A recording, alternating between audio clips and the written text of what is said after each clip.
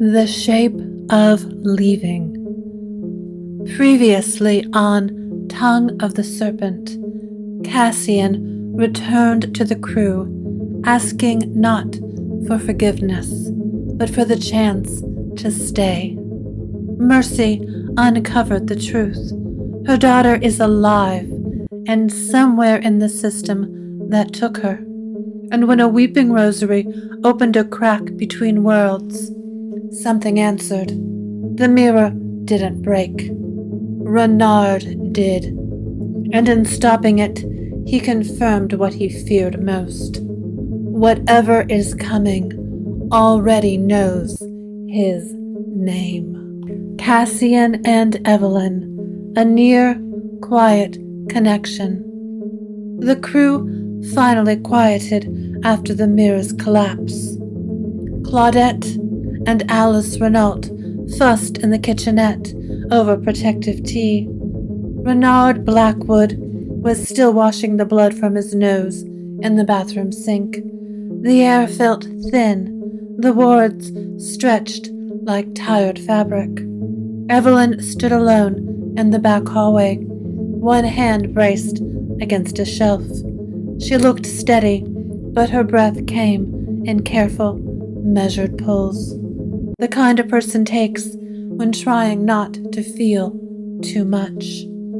Cassian approached slowly. He didn't want to startle her. He never wanted to startle her. Are you hurt? He asked. Evelyn turned, and her expression flickered. Surprise, concern, and something deeper beneath it. Something older.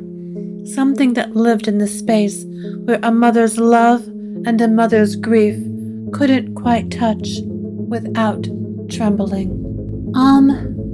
All right, she said softly. Just unsettled. Mirror magic has always reminded me of things I would rather forget.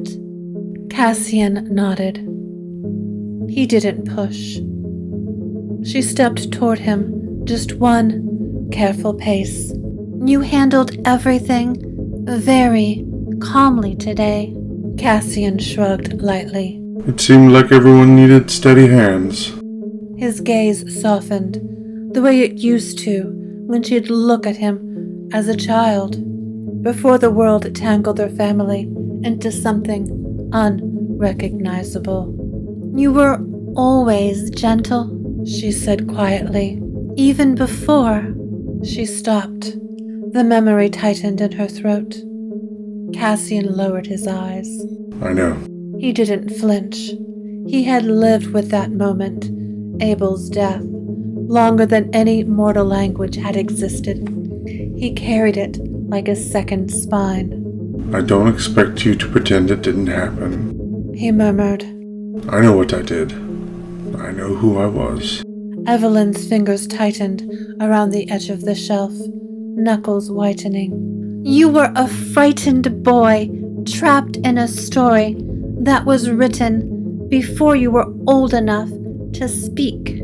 Cassian let out a slow breath. I was still the one who... She shook her head sharply. Cassian, stop. Her voice was brittle but firm, a mother refusing to let her child bleed himself dry on guilt. He fell silent. Evelyn steadied herself. You're not that boy anymore. I see you trying. I see you changing. Trying too. Cassian's throat tightened. I know. For a moment, the hallway softened around them. No longer a place of ghosts and grief, but a fragile, unfamiliar tenderness. Evelyn swallowed. If you ever want to sit with the egg, or if you want help understanding why it responds to you, you only need to ask. Cassian nodded, voice almost breaking. Thank you. She reached out, hesitated, then placed a trembling hand on his shoulder, a mother's touch, a touch she hadn't let herself offer in centuries, millennium. Cassian closed his eyes. Lucien Devereaux's voice called from the front room, shattering the stillness. Evelyn pulled her hand back gently. Cassian stepped aside for her. They walked into the main room together, not as strangers orbiting a wound, but as a mother and a son trying to meet again in the middle. Renard and Celeste. Renard took a long walk, delaying their return to his apartment, hoping the cool night air would settle the throbbing behind his eyes and the lingering echo of mirror magic rattling in his bones. But his feet kept drifting into the Marigny, as though guided by instinct or something softer. He reached the teal and cream cottage before he realized where he was. The first time he'd seen her here, she'd been working with her camera again, sunlight catching the warmth of her skin. He'd only been passing through, delivering a cursed object elsewhere for Lucien, but the sight of her had lingered with him, and before that, the cemetery, her breath catching, the angel statue cracking, her hands around his wrist as he pulled her out of its path. Their bodies close, her heartbeat hammering against his arm. A strange beginning. Tonight, she was on her porch. Celeste Renault sat cross-legged in a wicker chair, laptop open, camera beside her. The porch lantern cast a warm circle of light around her, flickering gently against the strands of her dark hair. Renard slowed, something in him tightening, hope mixed with nerves. She looked up. Recognition lit her face instantly. Oh, it's you! Her smile bloomed, unfettered and relieved. I was hoping I'd see you again.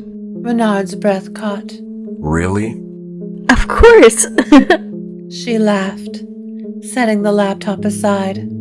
You saved my life once and walked past my cottage like a ghost the next time. I was starting to think I dreamed of both. Renard rubbed the back of his neck, embarrassed. I didn't want to bother you. You wouldn't have. She said gently. You didn't. He stepped a little closer, staying at the bottom of the porch steps. You seem safe tonight. She grinned. No homicidal angel so far. Just editing photos. Their eyes met again, soft and searching. He had no idea what to say next. She seemed content to let the silence settle between them like something warm. Finally, she said, If you ever want to talk or walk or just not be alone, I'm usually out here. Renard's voice dropped. I'd like that. She smiled, slow and sure. Good. He walked away with the quiet certainty that something meaningful had begun, even if neither of them had spoken a single name. Renard, the letter, the jasmine, and the choice he doesn't want to make. The Marigny faded behind him in a soft watercolor strokes, teal porch lights, the murmur of jazz from a half-open window, the whisper of beads hanging in someone's doorway. Renard walked as though surfacing from a dream, the warmth of Celeste's smile still echoing in his ribs. Her voice, I was hoping I'd see you again. Hadn't left him. He didn't want it to. He reached his apartment in the quarter, a narrow second-floor unit above an antique apothecary, with tall windows, peeling crown moldings, and a balcony that looked out onto a tangle of rooftops and wrought iron lace. When he pushed open the door, the envelope was still where he'd left it, on the table. the red wax seal broken. The letter felt leaden in his pocket, the paper soft from being handled too many times. Raven's hurried script looping urgently across the page. Doe is fading. Come home. We need you. Renard sat heavily in the wooden chair, elbows braced on his knees, hands crushed together. The apartment felt smaller than usual, as though the weight of the past had thickened the walls. He'd known this day might come. He just hadn't expected it so soon. Doe, his youngest sister, had always been frail in a way the carnival's magic couldn't fix. Sweet, bright, a little too tied to whatever invisible thread bound their strange family.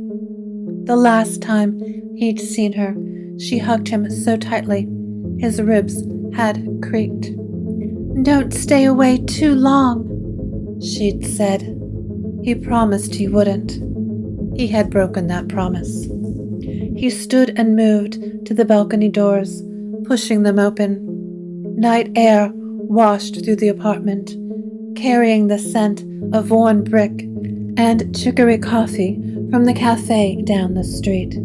Below, the quarter moved slowly, dreamlike, lanterns reflecting in the puddles left from an earlier rain. Renard leaned on the railing, looking toward the direction of the Marini. He could almost picture the dark-haired photographer still sitting on her porch, the lantern casting gold across her hair. The way she had smiled at him, not out of gratitude, not because he was a stranger who had saved her, but because she was genuinely glad to see him. It tangled something inside him he hadn't expected. He cared, already, and that terrified him. He had a lifetime of wandering behind him, a childhood built on carnival magic and danger, a past filled with bargains he'd run from, a family he'd left to find himself, only to realize he didn't know who he was without them. Now Raven's words pulled at him like a hook behind the sternum. Come home. He pressed both hands into the railing, head bowed. I don't want to go. He whispered to the empty balcony. Because home meant facing the things he'd run from. It meant confronting the fact that the carnival had fractured after he left. It meant acknowledging the guilt he carried over Doe's illness, irrational or not. It lived in him like a bruise. And maybe worse, it meant leaving the crew, the people that felt more like family than his own. It meant leaving something that had just begun here. Someone. A jasmine-scented porch. A soft voice in the dark. A smile he wanted to see again. Renard closed his eyes. Not now. He murmured. Not when something good is finally happening. The night breeze shifted, brushing his skin like a familiar hand. A whisper of fox magic stirring inside him, reacting to emotion. Tiny flickers of warm gold shimmered at the edges of his vision and then dimmed. He stayed out there a long time, watching the lights of the quarter blur as his thoughts tangled tighter and tighter. Eventually, he returned to the table and sat down. The letter waited. He smoothed the page gently, fingers tracing Raven's rushed handwriting. Doe is fading. We need you. Renard exhaled, long and shuddering. At last, he whispered. Okay. It wasn't a decision. It was a surrender. He folded the letter carefully and tucked it into his jacket pocket, the place he kept things that mattered, the place close to his heart. He wasn't ready to leave New Orleans. He wasn't ready to leave the mystery photographer's budding jasmine or her soft recognition. He wasn't ready to step back into the life he left behind. But Doe was his sister, and he loved her. And love, Renard had learned the hard way, is the one thing you don't run from. Tomorrow, he would tell Lucy and Devereaux and the crew of the Morning Star. Tomorrow, he would begin packing. Tomorrow, the journey home would start. Tonight he let himself feel the warm echo of the photographer's smile and hoped, selfishly, desperately, that when he returned, she'd still be there. In New Orleans, magic rarely arrives all at once. It seeps. It lingers. It waits. A son reaches for a mother who isn't ready to forgive. A witch follows the faintest trail back to the child she lost. And a fox stands at the edge of a path he swore he'd never walk again, knowing this time he may not come back the same. Some doors open with spells, others with choice.